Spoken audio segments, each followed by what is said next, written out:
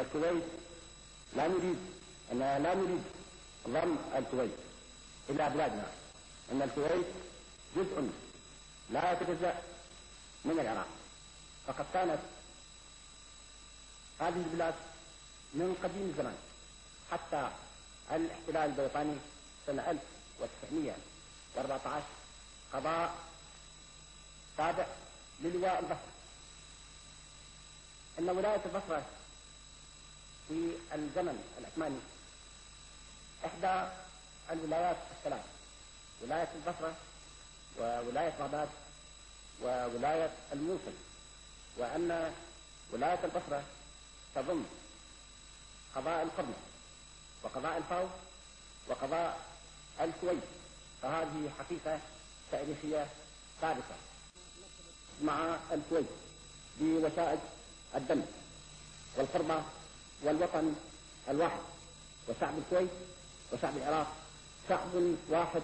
لا يفرق بينهما مفرق، لكن الاستعمار هو الذي يريد التفرقة، وهو الذي سيطر على الشعب الكويتي وهو شعب العراق، وهو الذي سيطر على تلك البقعة من أرض العراق منذ مدة. فقد حاول الاستعمار البريطاني في سنة 1899 أن يعقد اتفاقية سرية مزورة غير معترف بها دوليا وغير شرعية مع قائم مقام الكويت آنذاك عبد الله مبارك الصباح، مع قائم مقام الكويت آنذاك مبارك الصباح، فعقد اتفاقية سرية باطلة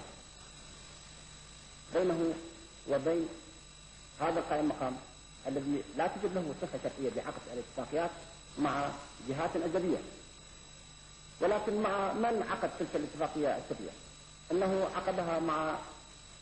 المقيم البريطاني في الخليج العربي،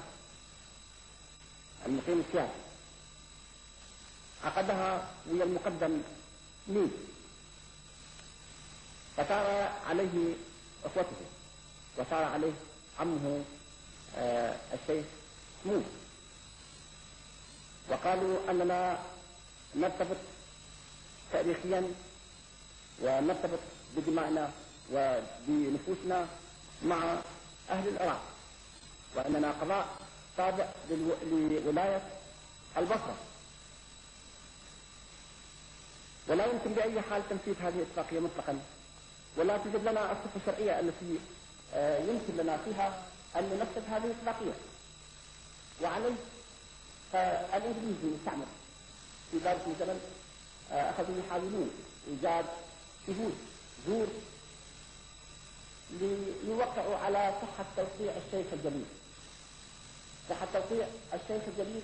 الذي آجر الاستعمار في ذلك الزمن، بعد أن منح حوالي 15,000 قبطية في ذلك الزمن من خزينة دار الاعتماد البريطاني